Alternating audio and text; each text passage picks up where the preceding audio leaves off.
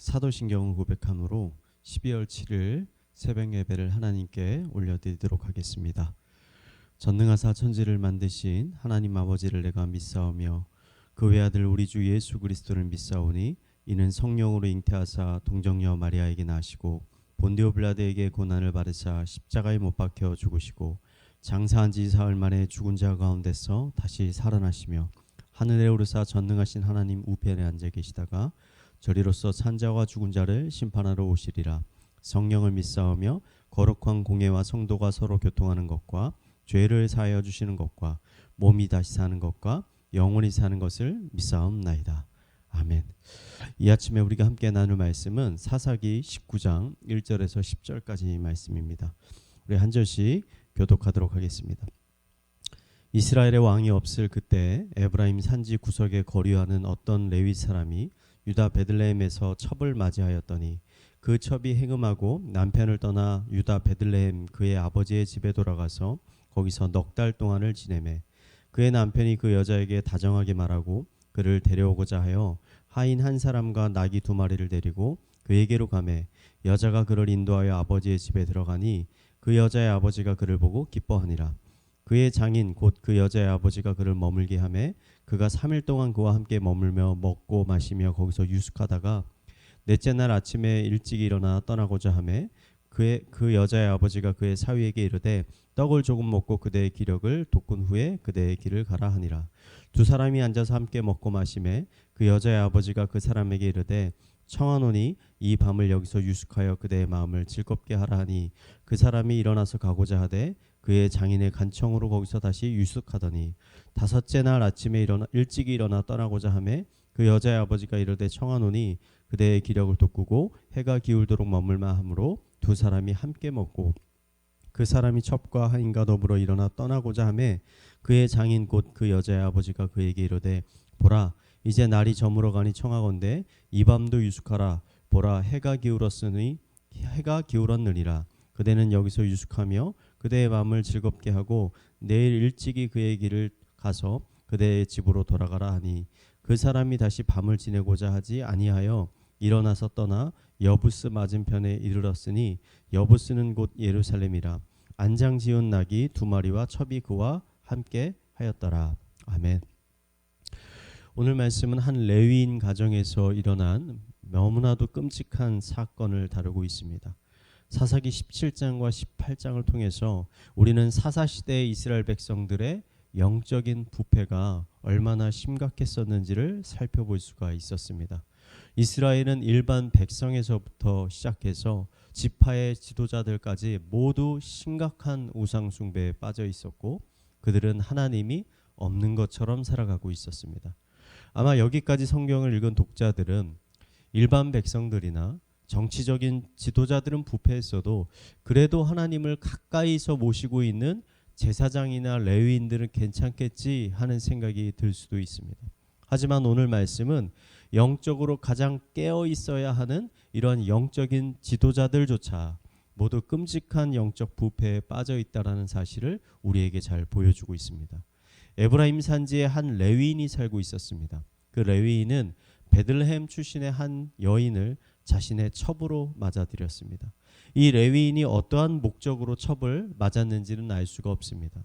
하지만 성경에 첩에 대해서 이야기할 때는 성경은 항상 부정적인 관점에서 이야기를 하고 있기 때문에 아마도 이 레위인은 단순히 본 부인의 불임의 문제로 인해 첩을 들인 것이 아니라 아마도 자신의 정욕을 채우기 위해서 첩을 들였을 것이라 우리는 추측해 볼 수가 있습니다. 이어지는 사건을 보면 이러한 생각에 더욱 확신을 가지게 됩니다. 어느 날 레위인의 첩이 행음을 하게 되었습니다. 여기서 행음이 정확히 어떠한 행위인지는 알 수 없지만 대부분의 학자들은 이 첩이 다른 남자와 외도를 한 것으로 보고 있습니다. 일반 백성의 배우자도 아니고 레위인의 배우자가 외도했다라는 것은 도덕적으로 매우 심각한 지탄을 받을 수 있는 일이었습니다. 특히 성막에서 일하고 있는 레위인들은 자신의 몸, 그다음 자신의 마음뿐만 아니라 자신의 가정도 깨끗하고 거룩하게 유지해야 할 책임과 의무가 있었습니다. 그런데 그런 가정에서 이런 부패한 일이 이런 행음한 일이 일어났다라는 것은 그가 레위인으로서 일하는 데 있어 매우 심각한 결점이 될 수도 있었습니다. 아마도 이 일로 인해서 화가 난 레위인과 첩 사이에 큰 다툼이 일어났을 것이고 그 결과 첩은 레위인을 떠나서 자신의 아버지가 있는 베들레헴의 집으로 돌아가게 되었습니다. 일반적으로 이런 정도의 일이 이런 사건이 일어나게 되면 이스라엘에서는 남편이 여자에게 이혼 증서를 써주고 이혼을 하게 되는 게 일반적인 일입니다. 헌데 이 여인에게 어떤 미련이 남았는지 레위인은 베들레헴에 있는 장인의 집으로 자신의 첩을 찾아가게 되었습니다. 어떠한 분들은 이 레위인의 마음이 참 넓어서 이 사람이 첩을 너무 사랑하는 사람이었기 때문에 이 모든 잘못을 용서하고 다시 첩을 찾으러 왔을 것이다 라고 생각할 수도 있습니다. 하지만 오늘 말씀 이후에 일어나는 끔찍한 사건들을 살펴봤을 때 레위인이 이 여인을 대하는 비인격적인 그 태도들을 살펴봤을 때 이 레위인은 자신의 첩을 진정 사랑했기 때문에 찾아온 것이 아니라 단지 자신의 육체적인 욕망에 이끌려서 이 첩을 찾아왔음을 우리는 알 수가 있습니다. 레위인은 용서와 사랑의 마음으로 첩을 찾아온 것이 아니라 철저히 자신의 욕망을 채우기 위해서 찾아왔던 것입니다. 그는 레위인으로서 마땅히 거룩한 가정을 만들어야 함에도 불구하고 거룩함보다는 자신의 욕망에 충실한 사람이었습니다. 하나님과 가장 가까운 곳에서 일하고 생활하고 있었지만 정작 그는 하나님이 없는 것처럼 살고 있었던 것입니다. 성경은 이러한 삶을 사는 사람들을 어리석은 자라고 말합니다. 시편 14편 1편은 이렇게 고백합니다. 어리석은 자는 그의 마음에 이르기를 하나님이 없다 하는도다. 그들은 부패하고 그 행실이 가증하니 선을 행하는 자가 없도다. 어리석은 자들의 중요한 특징은 하나님이 없다라고 생각하며 살아가는 것입니다. 여기서 하나님이 없다라는 것은 하나님이 아예 존재하지 않는다 그런 의미가 아닙니다. 하나님이 계시기는 계시지만 그분께서 직접적으로 나의 삶을 감찰하시거나 주관하시거나 통치하신다라고 생각하지 않고 믿지 않는 것을 의미하는 것입니다. 이러한 사람들은 철저히 자신의 욕망에 충실한 삶을 살게 됩니다. 레위인이 바로 그런 사람이었습니다. 그는 종교 전문가였습니다. 지금의 기준으로 보면 교회의 목회자와도 같은 사람입니다. 그는 하루하루 수많은 종교적인 행위를 하며 살아가고 있었습니다. 하지만 정작 그의 마음에는 그의 삶에는 하나님이 계시지 않았습니다. 사사기에 지속적으로 등장하는 말씀이 있습니다. 오늘 19장 1절에도 기록되어 있습니다. 이스라엘의 왕이 없을 그때. 여러분, 이스라엘은 왕이 없었던 적이 사실 한 번도 없었습니다. 이스라엘이 애굽에서 출애굽을 할 때부터 하나님은 이스라엘의 왕이셨습니다. 이스라엘의 통치자셨습니다. 하나님은 그들에게 율법을 주셔서 하나님이 그들의 왕이 되시며 그들을 인도하고 계시고 통치하고 계신다라는 것을 분명히 말씀해 주셨습니다. 하지만 수많은 이스라엘 백성들은 하나님이 없는 것처럼 살았습니다. 왕이 없는 것처럼 행동했습니다. 그 결과 그들의 삶은 점점 부패해지고 악해졌고 결국 비참해졌습니다. 오늘 레위인의 삶도 그러합니다. 결국 자신의 욕망에 따라서 첩을 취한 결과 그는 차마 입에 담을 수도 없는 끔찍한 일을 경험하게 되었습니다. 이것이 왕 없이 살아가는 어리석은 사람들이 경험하게 되는 끔찍한 결말입니다. 이쯤에서 우리들의 삶도 한번 돌아봤으면 좋겠습니다. 여러분에게는 왕이 있으십니까? 하루하루 그 왕 앞에서 살아가고 계십니까? 16세기 종교 개혁자들은 코람데오라는 말을 자주 사용했습니다. 코람데오는 라틴어로 하나님 앞에서라는 의미입니다. 종교 개혁자들은 기독교인의 삶이라는 것은 하나님 앞에서 살아가는 것이다 라고 말했던 것입니다.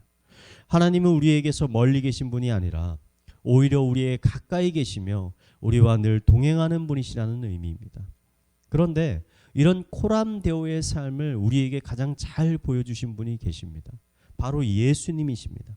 예수님은 늘 하나님과 동행하는 삶을 사셨습니다.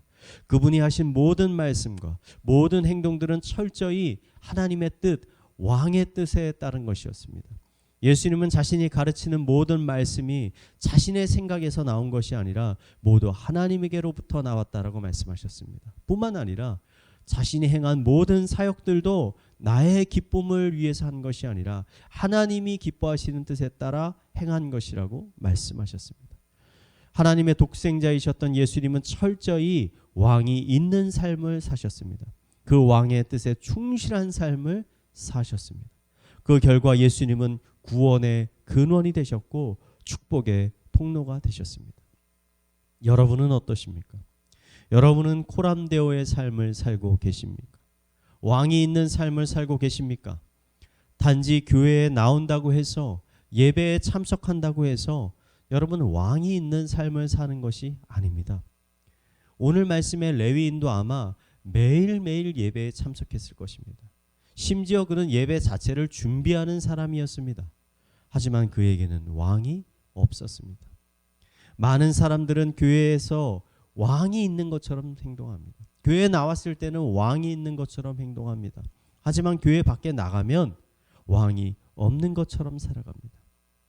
여러분, 하나님은 교회 안에서도 교회 밖에서도 동일하게 우리의 왕이 되십니다. 365일 24시간 단 1분 1초도 예외 없이 그분은 유일한 왕이시고 우리의 유일한 통치자가 되십니다. 저는 하루를 시작하는 이 시간 우리가 우리 자신에게 코람데오를 선포했으면 좋겠습니다. 우리가 어디에 있든지 어디에서 무엇을 하든지 하나님 앞에서 하나님이 기뻐하시는 뜻에 따라 행하게 하시고 또한 왕이신 하나님이 주시는 풍성한 은혜와 축복들을 누리는 하루가 되게 하여 주소서라고 선포했으면 좋겠습니다. 이 시간 우리 함께 나눈 말씀을 묵상하면서 이러한 기도 제목을 가지고 함께 기도하도록 하겠습니다. 함께 기도하시겠습니다.